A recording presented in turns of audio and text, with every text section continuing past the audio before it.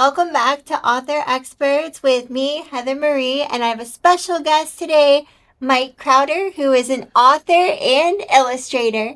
Thank so I have to ask, Okay. before we dive into this, Okay.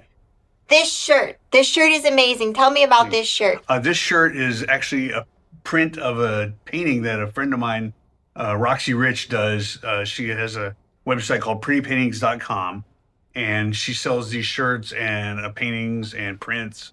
That's really cool. So it's a custom shirt. Yes, it is. Okay, so tell our viewers how they can find her. If you go to prettypaintings.com, you'll see it. That's awesome. Thanks. So, all right. So the reason we are here today because you're an author and illustrator. Yes, you are phenomenal. You're very well known in our community. Tell us a little bit about your books. Okay. So my first book that I ever wrote is called Wild About the Alphabet, and it is a STEM book about animals disguised as a book about the alphabet. So as long as you like animals, you'll enjoy the book, and unless you're a zoologist, you will learn something. Now, I've even sold it to zoologists who are both like, "Oh, I know this, but I'm gonna buy it anyway." That's awesome. Well, it's very, very cool. I love it so much. So what inspired you to both write and illustrate your own books instead of collaborating with others? Well, I am primarily an illustrator. Mm-hmm. So I had been an illustrator. I went to SCAD. I have a degree in illustration, and I was doing a bunch of freelance work. Then I was detained and got sidetracked, and I didn't start drawing again until 2009. Oh wow! At the request of my wife, and so she had wanted me to draw an entire alphabet. May I? Yeah.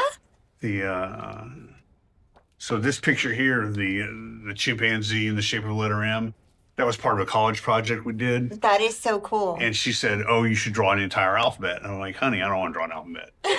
And she kept bugging me about it. So I drew the animals. I said, I came up with the idea for the alligator, and then I was like, well, maybe. And then I came up with the zebra, and I'm like, well, maybe. And then I came up with the idea for the pangolin, and I was like, oh, it is on. So that is really cool. Thank you. So then I, drew the alphabet, and while I was drawing the alphabet, her sister, who's an English teacher, said, "Oh, you should write a book." And that was how the book came out. That is so cool. That is really, really cool. And it sounds it's very informative as well because it's actual factual. Oh, yes, very much about so. this animal. So that's really cool because a lot of kids and adults, myself, do not know everything about animals. I mean, some of these that I'm looking at right now, I don't even know what they are. What is this? This is a fennec. Okay. It's the cutest animal ever. It says so in the book. It's very cute. Flip over here right quick. I'm sorry, folks. So this is the fennec. Oh, that's adorable. I agree. It's pretty cute. And it even says so in the book that it's the cutest animal ever.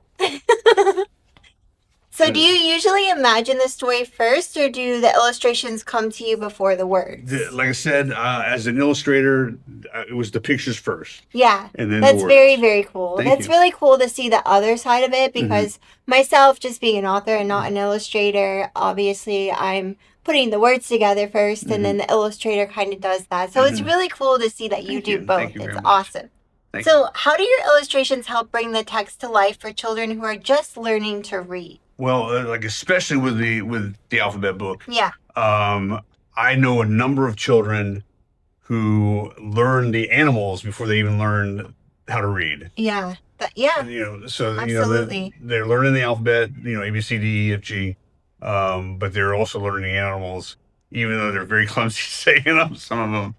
Well, I'm sure some of the names are difficult to pronounce. Yes, and there is a pronunciation. Yes. Oh, I'm sorry, I didn't mean to talk over you. No, go ahead. And then there is a pronunciation guide from the book for the hard words. That's good. So what I've done is... That's going to help the parents, too. Yes, ma'am. So what I've done, and exactly why I put it there, so when you're reading the book to your kids, you don't stumble over coelacanth. So... What is that? That's a prehistoric fish that they thought was extinct. Okay, now that you told me, what does it look like? I have to see. Find it. All right. Give me a second here. I'm sorry. No, it's okay. It's in my bonus letters. Bonus letters. Okay. So we not only have the alphabet here, but we also have bonus letters. So this is the coelacanth right here. Okay. So is it a fish? Yes, it is a fish. Okay. That's really cool. Now, like I said, it's a prehistoric fish that they thought was extinct. They caught one in the Indian Ocean in 1936. Wow. That's crazy. That's 1936. Beg pardon? I said that's crazy, and I'm Yes. sure a lot of our viewers were not born in 1936. They- I know you weren't born in No, no, 1936. no. I wasn't born till 37. So So, what's the biggest challenge of balancing storytelling with artwork? the biggest challenge I have found is not putting too many words in because Yes, I will. too much. Although I do not speak too much when we're interviewing, I will be garrulous in my writing. Hey, it's okay. I do it too, and then when I send it over to my editor, they really decompress Yes. everything because I could talk, talk, talk. So Mhm. I totally get that. So I have a question for you. Yes, ma'am. So right now, as you are aware, there's a huge literary crisis, Mhm. especially here in Jacksonville, Florida. There's a big problem with kids not being able to read fluently Mhm. by the third grade. Yeah. And I know DCPS has really tried hard to work on this. And there's a lot of organizations like Read USA and Kids Hope Alliance, and also our amazing mayor, Mayor Deegan, that is working on this Yes. problem. So, what role do you believe author and illustrators play in sparking a love for reading and making it so kids are interested in it and excited and they don't feel like it has to be a challenge or not fun? I think that it's important to have the pictures to draw the children into the book, and then because they're seeing the pictures and the animals and the words, they're reading it, and that Yeah. is good. Yeah, I think it's good. And I think that your pictures are so bright and Mhm. vibrant. Thank They're you. going to draw kids in as well. So I I think think that's so. really, really Oh, cool. thank you. How important is it to create books that are both visually engaging and easy to read for beginning readers? Well, I think, especially in light of the children having a hard time reading, I think it's very important to have books that they can read easily. So, although I do put larger words in it, because I think children are smarter than we think they are. I agree. And it helps with their vocab words as well. Yep. Exactly. Yeah. So and then again, going back to the other thing, the pictures draw them in, and then the words keep them there. Yeah. Yep. I totally agree with you. So, what advice would you give to aspiring authors or illustrators who want to contribute to improving children's literacy while keeping the children's attention as well?